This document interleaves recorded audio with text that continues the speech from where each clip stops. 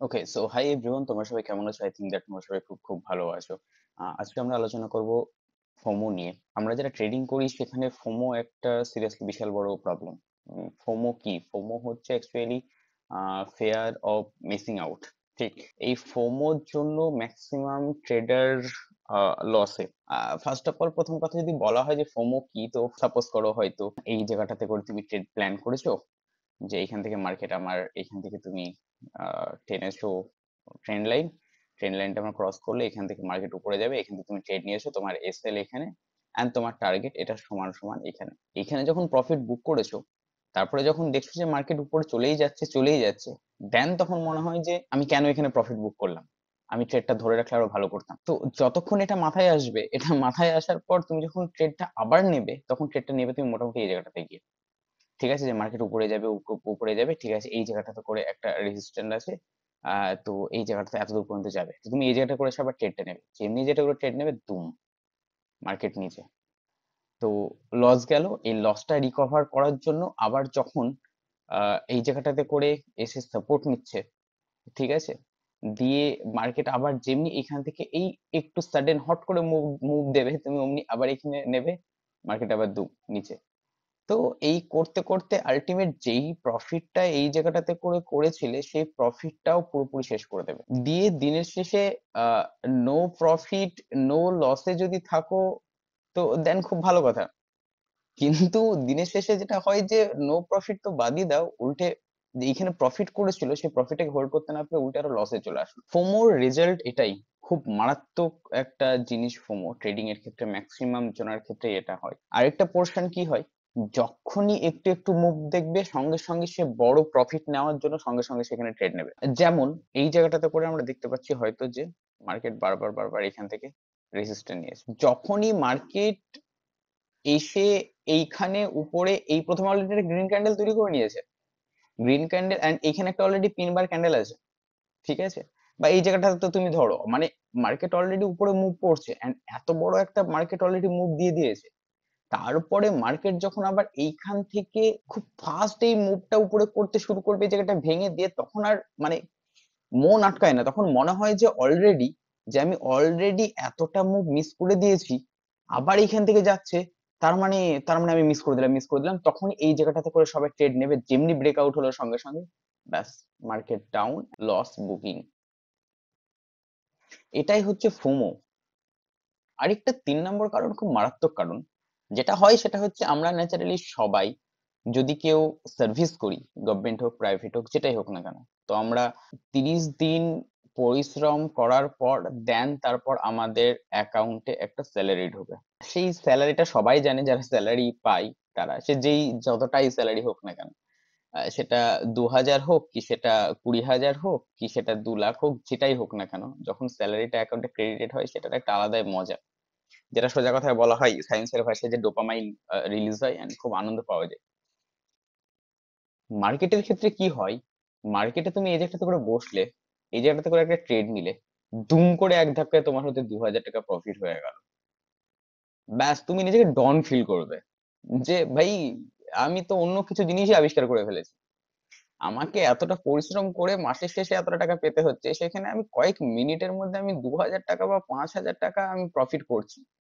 ঠিক আছে, বড় বড় মুভ যদি ক্যাপচার করা যায়, যেটা হয়তো 30%ই মার্কেটে 30%ই বিগ মুভ আসে, বাদ বাকি সাইড ওয়েজই থাকে, তো সবাই জানাই কথা। এবার সাপোজ করো, আমি আমি ফর অ্যান এক্সাম্পল বলছি, হয়তো এই জায়গাটাতে করে কেউ শর্ট করেছে, অর্থাৎ সেল করেছে, হয়তো অপশন পুট বাই করেছে, সে এইখান থেকে হয়তো কোনো কারণবশত এতটা মুভ মানে সে ক্যাপচার করেছে, বা কোনো কারণবশত এতটা মুভ ক্যাপচার করেছে, এই মুভটা ক্যাপচার করার ফলে সে হয়তো সাপোজ করো যে হয়তো মোটামুটি হয়তো সে 9,000 বা 10,000 বা 5,000, যে কোনো একটা অ্যামাউন্ট হোক, একটা বড় অ্যামাউন্ট সে এখানে প্রফিট করেছে।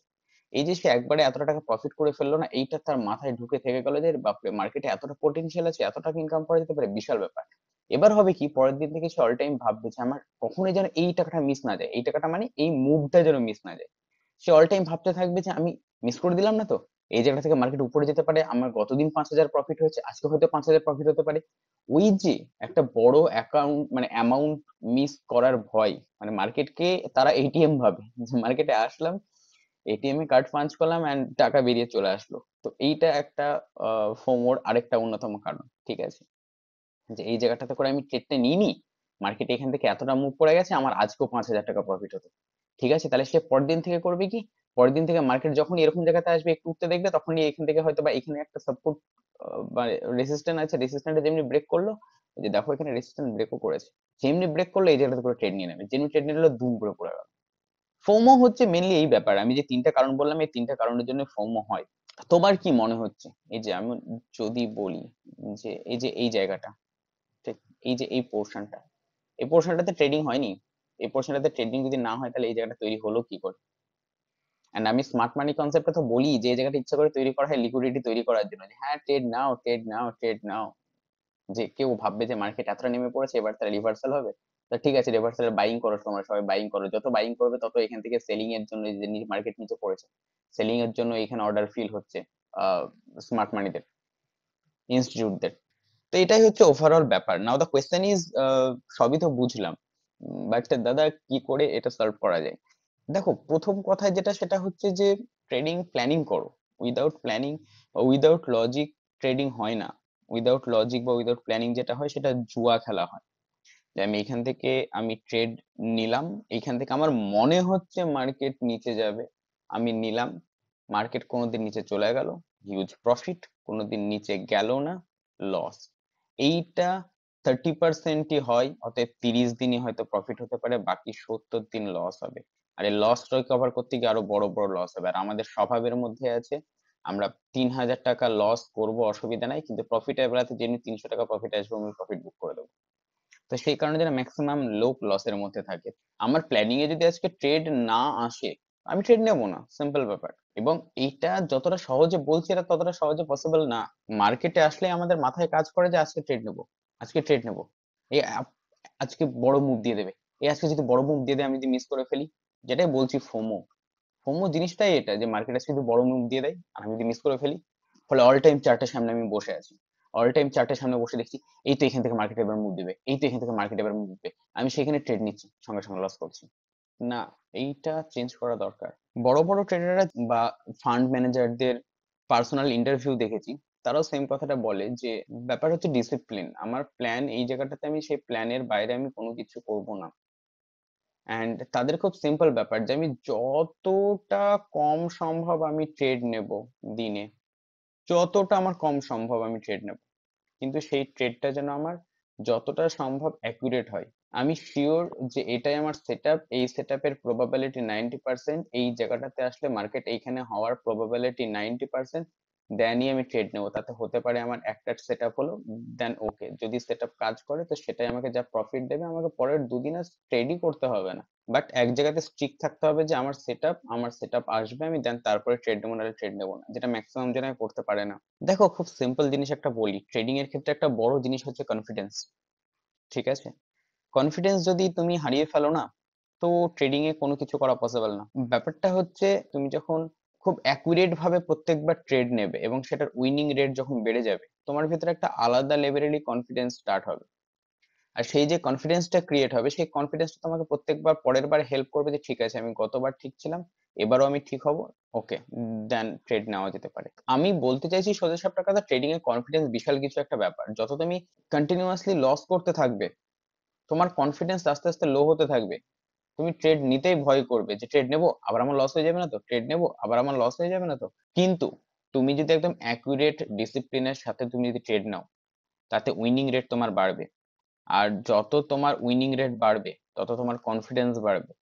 আর যত তোমার কনফিডেন্স বাড়বে তত তুমি মার্কেটে বেশি দিন ধরে লং টাইমের জন্য টিকে থাকবে। লং টাইমের জন্য টিকে থাকলেই তুমি লং টাইমের জন্য প্রফিট করবে বা প্রফিটেবল হবে। দেখো এটার একটা খুব সোজা সাপটা কথা হচ্ছে, প্রথমে ট্রাই করো স্মল স্মল প্রফিট বুক করার। যে ঠিক আছে আমি এইখান থেকে হয়তো ট্রেডিং নিচ্ছি, মানে এখান থেকে একটা ট্রেড নিলাম আমি, আমার এখানে এসএল, ঠিক আছে আমি 1:2 আমি বুক করব, এটা হয়তো আমার এখানে 1:2 আমার প্রফিট হচ্ছে, তুমি এই জায়গাটাতে এসে আর তোমার ট্রেলিং এসএল রেখে দাও। দেন এইখান থেকে গিয়ে যদি কম্পিউটারে মানে সিস্টেমে যদি ট্রেলিং এসএল হিট হয়ে যায়, হয়ে গেল তোমার 1:2 বুক হয়ে গেল। যদি এটা নিচে নামছে তো দেন ওকে, ঠিক আছে, ট্রেলিং এসএলটাকে ট্রেলিং করতে থাকো, ট্রেলিং এসএলটা ট্রেলিং করতে থাকো, যেখানে সে গেল গেল। যখনই তুমি সব ছোট ছোট ছোট ছোট প্রফিট গুলো বুক করা শুরু করবে, ছোট ছোট প্রফিট বুক করতে করতে একটা টাইম পর তোমার কাছে কনফিডেন্স চলে আসবে যে এই সেটআপটা আমার কাজ করছে এবং আমি প্রফিটেবল। যখনই তোমার কনফিডেন্স চলে আসবে, তখনই তুমি করতে পারবে কি, আস্তে আস্তে ট্রেডটাকে হোল্ড করতে পারবে যে হ্যাঁ এইখানে আমি ট্রেড নিচ্ছি, দেন ঠিক আছে এবার আমি হোল্ড করি ট্রেডটাকে। আর ট্রেডিং এ যতক্ষণ পর্যন্ত তুমি হোল্ড করতে না পারবে, বড় মুভ ক্যাপচার করতে না পারবে, ততক্ষণে বড় অ্যামাউন্ট বানানোটা সময় সাপেক্ষ ব্যাপার, এটা স্বাভাবিক। কিন্তু প্রথমে এই ছোট অ্যামাউন্ট নিয়ে নিয়ে নিয়ে নিয়ে কনফিডেন্স আগে বিল্ড করো। কনফিডেন্স বিল্ড হয়ে যাক, বড় অ্যামাউন্ট, বড় প্রফিট, সমস্ত কিছু হয়ে যাবে। দেখো, ট্রেডার হওয়া বড় কথা না, ট্রেডার সবাই হয়ে যেতে পারে। সিরিয়াসলি আমি কথাটা বললাম, ট্রেডার সবাই হতে পারে।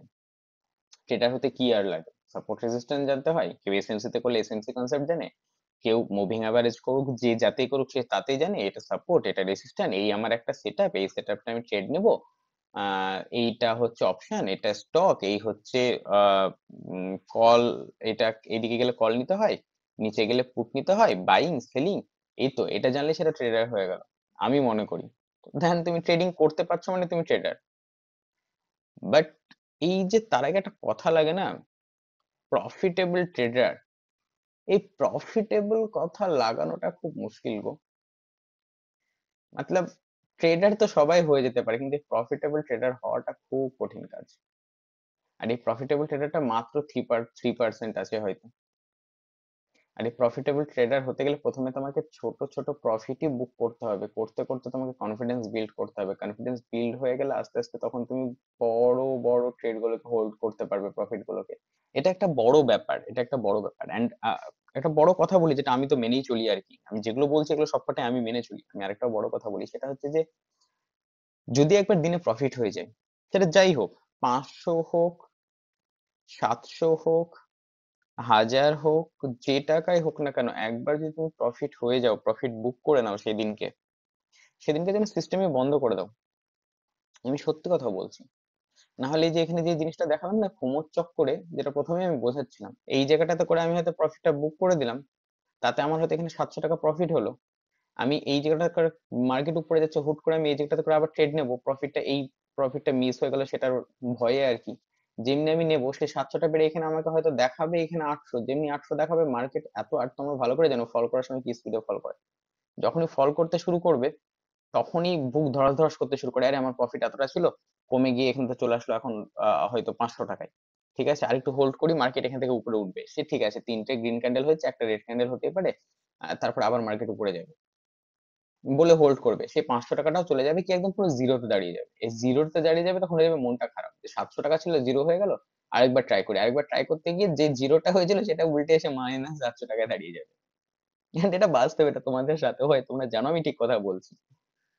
তো যদি একবার প্রফিট হয়ে যায় একবার দিনে, তো সিস্টেম বন্ধ করে দাও। প্রত্যেকদিন প্রফিটেবল আছো, এটাই বিশাল ব্যাপার। প্রত্যেকদিন প্রফিটেবল থাকাটা সত্যি বড় একটা ব্যাপার। সেটা হোক না ছোট প্রফিট, কনফিডেন্স তৈরি হয়ে যাক, দেন বড় হবে। তো একবার প্রফিট হয়ে গেলে সিস্টেম বন্ধ করে দিও। অ্যান্ড আরেকটা যেটা ব্যাপার, সেটা হচ্ছে যে অল টাইম চার্টের সামনে বসবে না। ঠিক আছে, এই চার্ট এমন একটা জিনিস না, আর আমরা হিউম্যান সাইকোলজিও একটা মারাত্মক একটা জিনিস। অবভিয়াসলি পসিবল হলে মেডিটেশন করো, মেডিটেশন খুব সুন্দর একটা জিনিস, আর না হলে চার্ট দেখোই না। চার্ট দেখোই না কথার অর্থ হচ্ছে, যেহেতু বললাম প্রফিট হয়ে গেলে চার্ট মানে সিস্টেম পুরো বন্ধ করে দাও সেদিনকার জন্য। বা চার্ট যদি দেখতে হয় যে না আমি শিখতে চাই দাদা, আমি শেখার জন্য আমি করতে চাই, তো ঠিক আছে, জিরোধা হোক ধান হোক যেখান থেকে যেটাই হোক না কেন, সব কটাতে কিল সুইচ বলে একটা অপশন আছে দেখবে, কিল সুইচ মানে অন করে দাও, মতলব সেদিনকার জন্য ট্রেড নিতে পারবে না। এবার তুমি চার্ট দেখো, পেপার ট্রেডিং করো, আলাদা ব্যাপার, but main account kill switch on করে দাও। আরেকটা অপশন আমি বলবো, সেটা হচ্ছে অ্যালার্ট সিস্টেম ইউজ করতে পারো।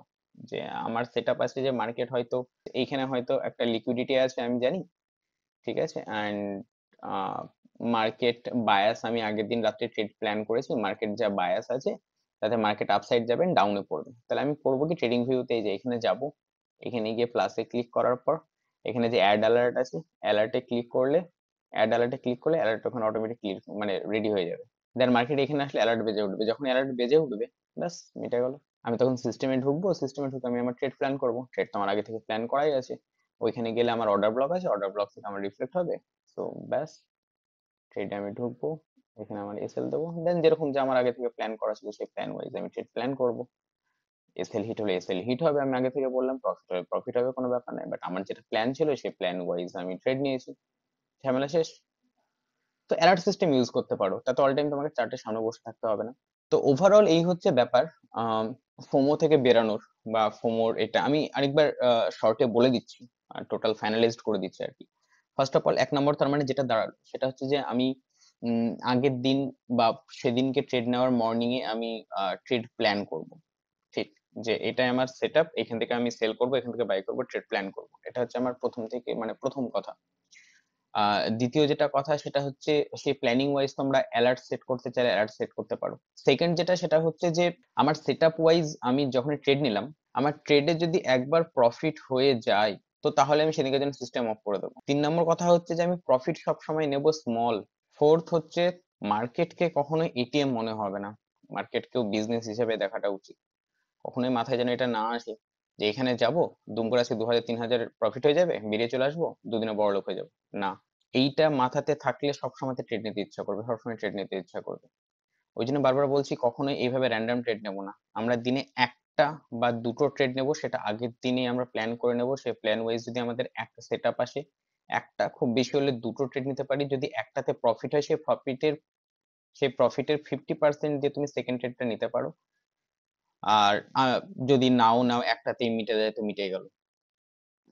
তো এই টোটাল 4টে পয়েন্ট মাথায় রাখো। 5 নম্বরকে যদি মেডিটেশন করতে পারো, দেন খুব ভালো, ওয়েল এন্ড গুড, ট্রাই করো। সো এই হচ্ছে টোটাল 5টা মেন ফ্যাক্ট, এই 5টা মেন ফ্যাক্ট মাথায় রাখো, তাহলে আই থিঙ্ক দ্যাট ফোমো থেকে বেরিয়ে আসতে পারবে। আমি তো অ্যাটলিস্ট বেরিয়ে আসতে পেরেছি। তো এই হচ্ছে ওভারঅল আজকের ভিডিও। কমেন্টে জানিও কেমন লাগলো, আর লাইক করে দিও, একটু লাইক করলে ভালো লাগে অবভিয়াসলি। দেখা হচ্ছে নেক্সট ভিডিওতে, ততদিন পর্যন্ত ভালো থেকো, সুস্থ থেকো, মন দিয়ে ট্রেডিং করো, obviously risk management, money management সবকিছু মাথায় রেখে। ভালো থেকো সবাই, টাটা।